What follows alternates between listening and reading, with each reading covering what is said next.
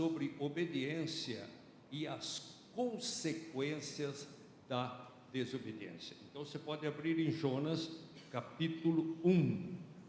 Livro de Jonas. Se você tiver dificuldade, você vai lá no índice e abre em cima. Fica lá por perto de Mateus, hein? Depois de Obadias, antes de Miqueias, lá.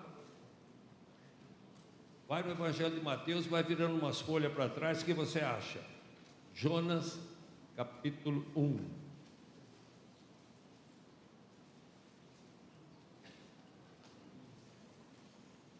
Se você não conseguir encontrar aqui, preste atenção, na sua casa você abre. Mas é fácil. Vai no índice, vê o número da página e abre. Ou então vai no Evangelho de Mateus e vai retornando. Fica ali por perto, uns 2, 3 livros atrás. Quero que você acompanhe. Aqui está escrito o seguinte, eu vou resumir 3 capítulos, porque se eu ler 3 capítulos, a gente estoura o horário. Existe cidade de Nínive. Diga comigo, Nínive. Uma cidade sanguinária, uma cidade que matava, uma cidade que destruía, uma cidade rebelde. Um historiador disse que na entrada da cidade tinha uma porção, uma pilha de crânios seco, aquelas caveiras, para amedrontar as pessoas que lá chegavam. Isso é um historiador, eu li no livro. Mas era uma cidade sanguinária, perigosa, e Deus enxergou naquela cidade algumas pessoas que poderiam ser salvas, porque sempre antes de Deus mandar uma destruição, Ele dá uma oportunidade de arrependimento. Conforme eu acabei de falar, o arrependimento é a única coisa que nos livra da condenação e da morte eterna. Deus viu e Ele precisava mandar para lá um profeta, e Ele escolheu o profeta Jonas. Então vamos ler aqui um pedacinho.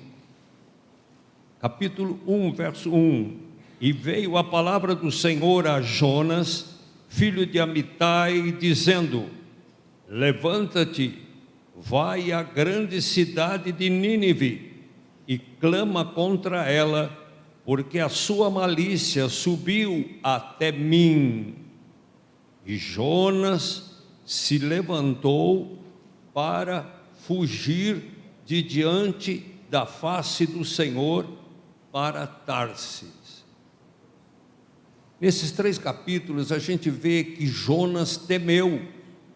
Jonas, para começar, odiava aquele povo, não amava aquele povo. Era um povo sanguinário, povo perigoso, povo assassino, povo carregado de ódio. E ele, para preservar a sua integridade física, ele disse: eu não vou arriscar, eu serei morto com certeza. Ele pensou consigo mesmo.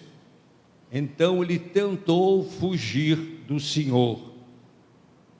E ele então, descendo para a cidade de Jope, achou um navio que ia para Tarsis. Pagou, pois, a sua passagem e desceu para dentro dele, para ir com eles para Tarsis, de diante da face do Senhor. Ele desceu para Jope, ele foi e comprou a passagem, pagou a passagem. Quando nós começamos a errar, nós já começamos a pagar o erro. Ele entrou no navio, embarcou, e ele foi ficar lá no porão do navio. E lá ele descansava, estava cochilando, descansando. E o navio então começou a rumar para Tarsis. Mas Deus, está escrito na palavra, que nenhum dos seus planos é frustrado. Quando Deus te marca para fazer uma coisa, que você é um escolhido, uma escolhida, se você desobedecer, não estiver em total obediência, teremos que arcar, você arca com as consequências. Ele tentou fugir de Deus ninguém foge.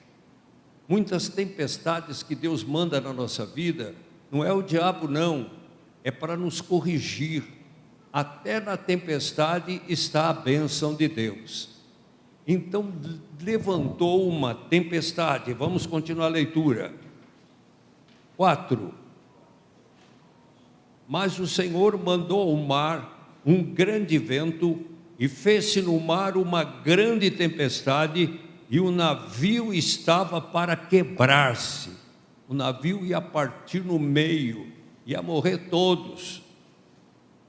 Então tentaram os marinheiros, e clamava cada um ao seu Deus, e lançavam no mar as fazendas que estavam no navio, para aliviarem o seu peso. Olha o prejuízo. A tempestade era tão grande que o navio tinha a impressão que ia quebrar, ia partir, ia submergir, iam morrer todos. E os marinheiros apavorados começaram a jogar toda a carga fora, as fazendas, tudo que estavam levando. Já começou com um prejuízo financeiro tremendo.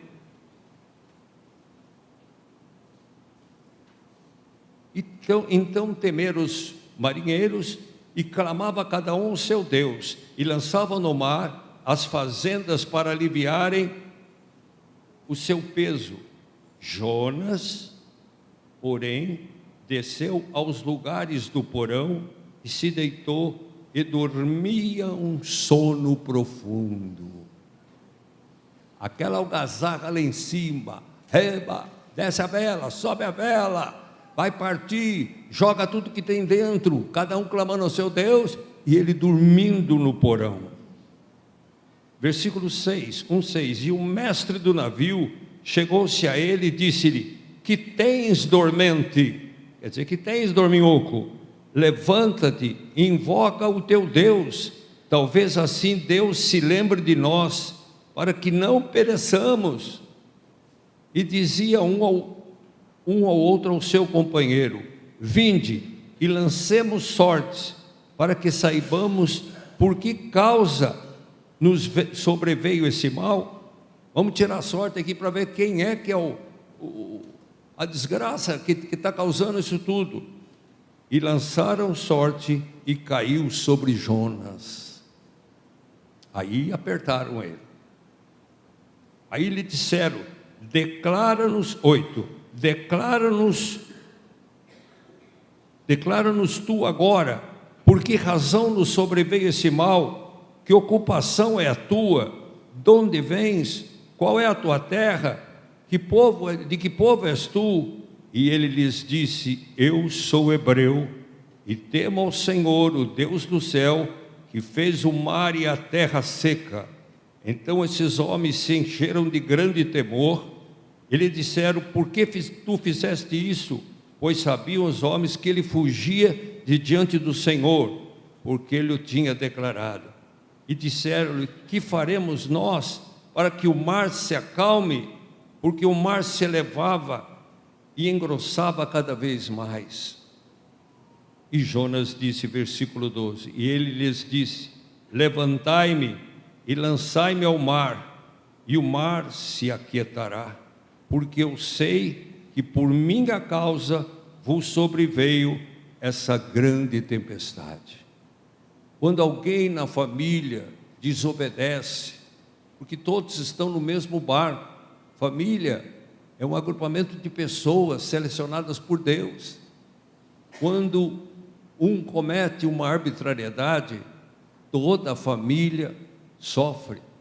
Jonas cometeu esse pecado de desobediência, e todos os tripulantes pagavam o preço de prejuízo de ter lançado tudo no mar, prestes a submergirem e a morrerem. Então me levante, me joga na água, é por causa de mim. E a tempestade vai passar, a ira de Deus vai passar.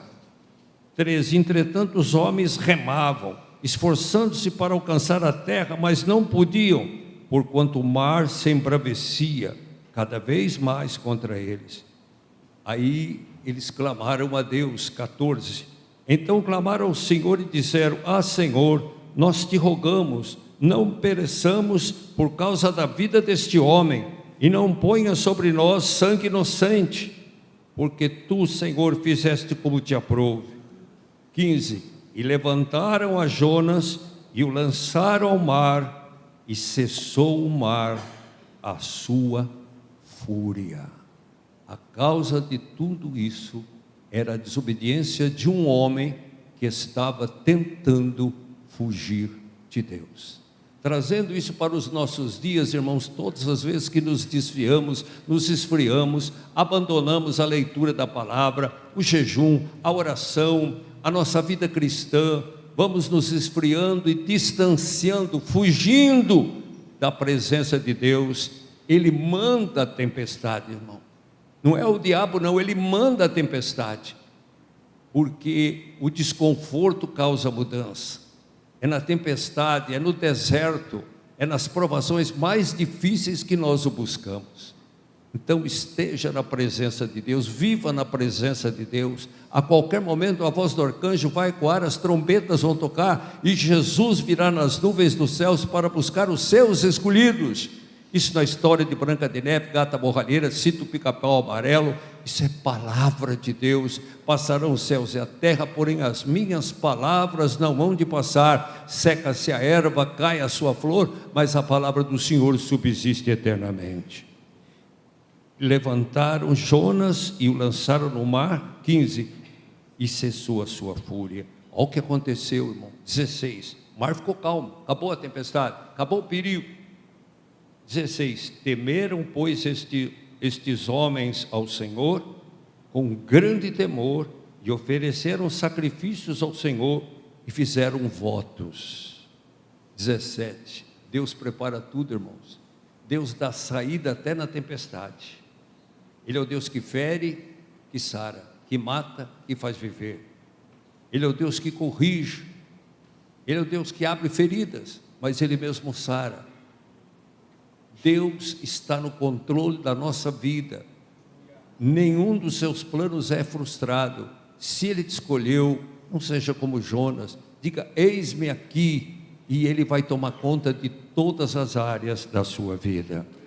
17. Quando ele caiu na água, 17. Preparou, pois, o Senhor um grande peixe. Aqui fala grande peixe, outros falam baleia.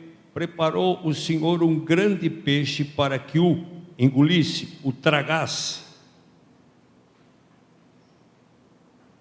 E Jonas esteve 3 dias e 3 noites nas entranhas, na barriga do peixe. Ainda bem que o peixe não mastigou ele para engolir, engoliu ele inteiro. Irmãos, outra parte, às vezes estamos distantes de uma situação tão difícil e nós achamos que as nossas orações não são ouvidas. A maior oração que Jonas fez foi dentro da barriga do peixe. Não importa as perseguições e as lutas onde eles te colocarem, o teu clamor, a tua oração chega até o trono de Deus, porque seu nome está escrito no livro da vida, porque você recebeu Jesus como Senhor e Salvador, porque você tem a marca da promessa, porque você participa da ceia do Senhor. Então você é especial. O peixe engoliu, e a oração que ele fez, vou ler bem depressa para nós não atrasar. A oração, capítulo 2, não tem lugar para clamar. Você pode, tanto é que mais tarde pediram um sinal para Jesus. Senhor, mostra-nos um sinal. Ele disse: geração adúltera e pecadora, vocês não terão outro sinal, senão o do profeta Jonas. Como Jonas esteve 3 dias e 3 noites no seio da baleia, eu também estarei no ventre da baleia, eu também estarei 3 dias e 3 noites no seio da terra. Então Jesus confirma esse episódio. Então Jonas faz uma oração. Já pensou no escuro, mexendo com as outras coisas que a baleia tinha comido? Olha só, capítulo 2. E orou Jonas ao Senhor seu Deus das entranhas do peixe, da barriga do peixe, e disse: na minha angústia clamei ao Senhor, e Ele me respondeu.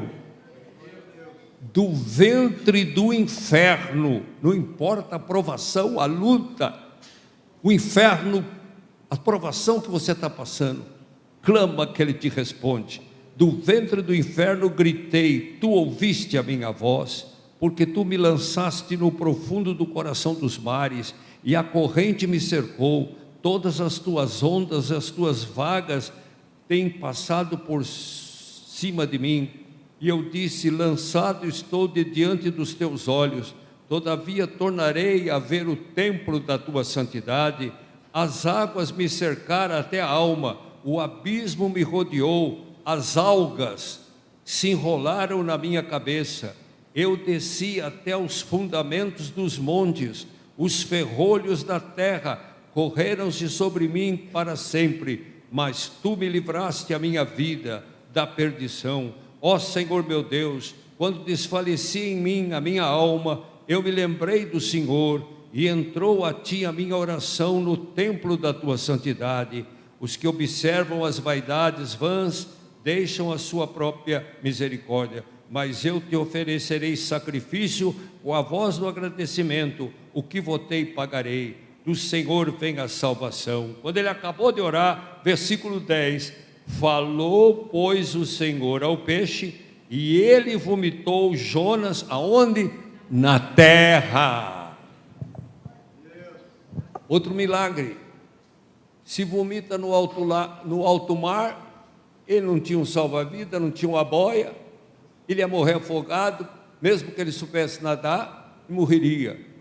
Então Deus fez o grande peixe vomitar ele na terra. Imagina sair no meio do vômito, virando a cabeça de ponta cabeça, aquelas algas, cheirando o peixe. Ele teve que aproveitar a água do mar ali, lavar. Mas sabe onde é que Deus fez a baleia vomitar ele? Pertinho de Nínive. Aí ele sai meio atordoado. Versículo 3, vem de novo a palavra agora, não quis fugir não. E veio a palavra do Senhor segunda vez a Jonas, dizendo: levanta-te e vai à cidade de Nínive e prega contra ela a pregação que eu te disse. Nossa, aí ele ficou nervoso, ficou louco. 3. E levantou Jonas e foi a Nínive, segundo a palavra do Senhor. E era, pois, Nínive uma grande cidade de 3 dias de caminho. E começou Jonas a entrar pela cidade, caminho de um dia, e pregava e dizia: ainda 40 dias e Nínive será subvertida. Nossa, a pregação dele era curta. Quando Deus manda você pregar, meu filho, vai que dá certo. Se Ele te enviou, não te enviei eu, não temas antes espanto, o Senhor teu Deus é contigo. E depois, vai, prega para o vizinho, para a esquerda, para a direita, prega, não tenha medo. Deus faz a obra. E ele entrou pelo meio da cidade, 40 dias, isso aqui vai acabar tudo. 40 dias Nínive será destruída. 40 dias vai acabar com tudo. Vocês vão morrer tudo, 40 dias. Se não fosse mandado de Deus, fala, esse cara é louco. Sabe o que aconteceu? O povo começou a temer, se arrependeu, o povo inteiro, homens, mulheres e tudo, e começaram a se vestir de pano de saco, e começaram a se humilhar e a clamar misericórdia para que Deus não os destruísse. Sabe o que acontece? A notícia, eu já vou antecipar, não vou ficar lendo, porque a notícia esparramou, chegou até o rei. O rei desceu do trono, se vestiu em pano de saco e sentou na cinza e deu uma ordem: todos os homens, mulheres e animais, 3 dias de jejum, de água e de comida. Não leve os animais nos pastos, todos nós vamos joelhar. E ele se cobriu, e o reinado se cobriu de pano de saco. Aqui está dizendo que até os animais, eles jogaram pano de saco em cima, e clamaram a Deus, e Deus pela sua infinita misericórdia, poupou aquele povo. Eu adiantei aqui e nós vamos chegar no 4. Tudo isso que eu falei está no 3, você lê devagarzinho. Agora vamos chegar no 4. Quando Jonas soube que Deus perdoou aquele povo, depois de todo o sacrifício, ele pediu a morte. Ele pediu a morte. Olha o que ele disse no capítulo 4, pulando para o capítulo 4. Mas desgostou-se Jonas extremamente disso e ficou todo ressentido. 4:2. E orou ao Senhor e disse: Ah, Senhor, não foi por isso que eu disse que, estando ainda na minha terra, por isso me preveni, fugindo para Tarsis, pois sabia que tu és Deus poderoso, piedoso. O Senhor é Deus, quer dizer, de coração mole. O Senhor é Deus piedoso e misericordioso, longânimo e grande benignidade, e te arrependes do mal. Peço, pois, que tira a minha vida, porque melhor me é morrer do que viver. Caramba! Eu sabia que esse povo é um povo maldito, um povo de destruição. Eu sabia que eu ia morrer. Eu fugi, desci para Jope, peguei o navio, fui para Tarsis. O senhor faz aquela desgraça naquele navio, perderam tudo, prejuízo, me jogaram no mar. O senhor prepara um peixe, 3 dias na barriga do peixe, sofrendo, faz o peixe vomitar na terra, e eu venho e prego, passo por mentiroso, falando que 40 dias ia destruir. Agora eles se arrependeram, vestiram de pano de saco o rei, a rainha, sentaram na cinza, prepararam Jesus, se quebrantaram, se arrependeram, e o Senhor perdoa. Que sacrifício à toa que eu fiz. Eu falei para eles que ia ser 40 dias ser destruído. O Senhor perdoa. E pediu a morte. Olha o que Deus falou com ele. 4:4. E disse-lhe o Senhor: é razoável esse teu ressentimento. 5. Então Jonas saiu da cidade e assentou-se ao oriente da cidade, e ali fez uma cabana. Eu quero ver o que vai acontecer. Ele subiu lá no alto, na banda do ocidente, armou uma cabana com o sol de rachar. Eu quero ver o que vai acontecer. Vai perdoar desse povo. Então Jonas saiu da cidade e assentou-se ao oriente da cidade, e ali fez uma cabana e assentou-se debaixo da sombra, até ver o que aconteceria na cidade. 6. Olha como Deus trabalha, irmãos. E fez o Senhor Deus nascer uma boboreira, que subiu por cima de Jonas, para que fizesse sombra sobre a sua cabeça, a fim de o livrar do seu estado. E Jonas se alegrou em extremo por causa da boboreira, fazia aquela sombra gostosa. Mas no outro dia, Deus enviou um bicho no dia seguinte, ao subir da alva, e feriu a boboreira, e esta se secou. E aconteceu que, aparecendo o sol, Deus mandou um vento calmoso oriental, e o sol feriu a cabeça de Jonas, e ele desmaiou com o calor, e desejou com toda a sua alma morrer, dizendo: melhor me é morrer do que viver. Ele estava brigando com Deus. Olha o que o Senhor responde para ele no 9, estamos encerrando. Então disse Deus a Jonas: é acaso razoável assim que te enfades por causa da boboreira? E ele disse: é justo que me enfade a ponto de desejar a morte. 10. E disse o Senhor: tiveste compaixão da boboreira, na qual não trabalhaste, nem fizeste crescer, que de uma noite nasceu e numa noite pereceu. 11.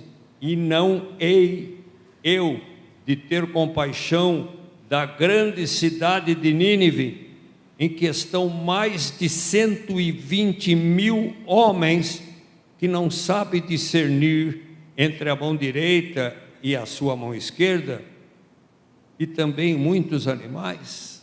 Aí ele fecha, Jonas. Você ficou tão nervoso, tão apavorado, porque eu levantei uma boboreira, te cobriu, fez sombra, você se alegrou em extremo, mas no outro dia eu matei a boboreira, eu enviei um bicho, feriu a raiz, ela murchou, e você então chegou a desejar a morte de novo. Se você está achando ruim porque a boboreira foi destruída, você não fez a boboreira, não plantou, não colheu, não fez nada por ela e está achando ruim, está sofrendo por causa da boboreira. Não deveria eu também poupar este povo de Nínive, que tem 120.000 homens, que não sabe discernir a mão direita da mão esquerda e também os animais? E aí então, com certeza, ele fechou Jonas. Até a cidade de Nínive se converteu. Quando Deus fala, não há coração que resiste. O olhar de Jesus para Zaqueu: desce depressa, porque hoje me convém pousar na sua casa. Quando ele olhou para Zaqueu, naquele particular, ele não pregou, ele olhou, aquilo incomodou, aquele olhar com uma espada de dois gumes penetrou, e ele disse: a metade do que eu tenho, e se eu roubei alguém, eu devolvo 4 vezes mais. Quando ele olhou para aquela mulher que mercadejava o seu corpo, ela entra na casa daquele fariseu e se prostra nos seus pés com lágrimas, e ali ela lavava os pés de Jesus com lágrimas, enxugava com seus cabelos, lançava o melhor perfume, e por este motivo ela foi transformada, e Deus a perdoou e a salvou. Quando o Senhor olhou para Zaqueu, Levi, disse: segue-me. O olhar de Jesus penetrou profundamente, e Levi largou a receptoria, parou de roubar, parou de andar com os romanos, seguiu a Jesus e escreveu o Evangelho de São Mateus. Quando o Senhor Jesus olhou nos olhos da mulher samaritana, ela entrou na cidade de Sicar e trouxe a cidade, que toda ela se converteu. Quando Jesus olha, irmãos, eu lancei uma vez uma fita, o olhar de Jesus. Quando Jesus olha, ele penetra no íntimo, no âmago da alma, e ele transforma. Quando Jesus te manda pregar, prega. Você faz a sua parte, ele faz a parte dele. Você acha que uma frase daquela, 40 dias e Nínive será destruída, 40, se não fosse Deus ungir aquelas palavras, teriam matado, mas a cidade se converteu. Se Deus te manda pregar e falar do poder dele, que ele é a saída, que ele é o caminho, a verdade e a vida, ele é a luz do mundo, o sal da terra, ele é tudo. Se você obedecer, os resultados serão certos. Não tema de abrir a sua boca, não tema, olha para a sua esquerda, olha para a sua direita. O mundo está sofrendo, está caminhando a passos largos para a perdição e para o inferno. Vidas que não têm saída, que não conhecem Jesus, mas você foi escolhido. Se você não tem a responsabilidade de subir num púlpito, pegar o microfone, mas você olha para a sua direita, olhe para a sua esquerda, prega através do seu testemunho, e se preciso for, use palavras. Você se coloca na disposição de Deus, e Ele vai te usar, com certeza, Ele vai te usar. Essa igreja transbordará, que vão ficar gente de pé, não vai caber aqui dentro, porque não é só os pastores, missionários, professores, líderes que têm responsabilidade. Você tem responsabilidade de pregar para a sua família, de pregar para os seus amigos, para as pessoas que você convive. Deus sempre pega uma pessoa em circunstâncias terríveis de sofrimento e traz perto de você e fica olhando. Abra a tua boca, porque aquele que se envergonhar de mim, das minhas palavras, dele eu também terei vergonha perante os anjos, o Pai que está no céu. Não importa os corações endurecidos, você vê Saulo de Tarso, na estrada de Damasco,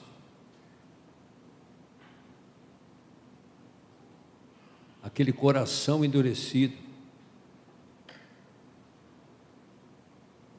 caminhando para destruir o povo de Jesus. Tem um ditado que diz assim: ontem na estrada de Damasco, Saulo enfurecido viajava, em seu coração planejava destruir o povo de Jesus, mas quando assim pensava, surgiu um clarão de luz, e apareceu a voz do Senhor que disse: Saulo, Saulo, por que me persegues? Saulo, caído, cego e pequeno, perguntou: quem és tu, Senhor? Eu sou o eterno Salvador. Saulo débil caminhava com seu orgulho ofendido, de Saulo perseguidor, agora Paulo perseguido. Quando em Damasco chegou, Ananias por ele orou, do pecado que o envolvia, Deus o purificou, Deus o nomeou apóstolo, e Paulo dizia assim: não sou eu mais quem vivo, mas é Cristo que vive em mim. Nem a peste, nem a fome, a profundidade e a nudez hão de me impedir de receber a coroa de luz das mãos sublimes de Jesus. Aleluia!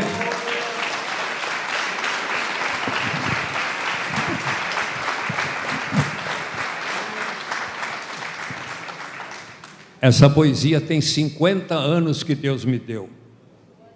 E deu para minha mãe as mãos de Jesus, me escapou, preciso pegar e falar. Eu estava pregando, isso não acontece todo dia, irmãos.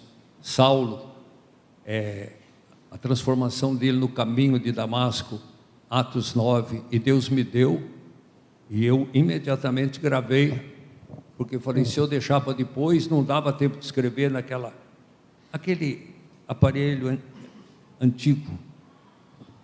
E Deus me tocou para falar isso para vocês.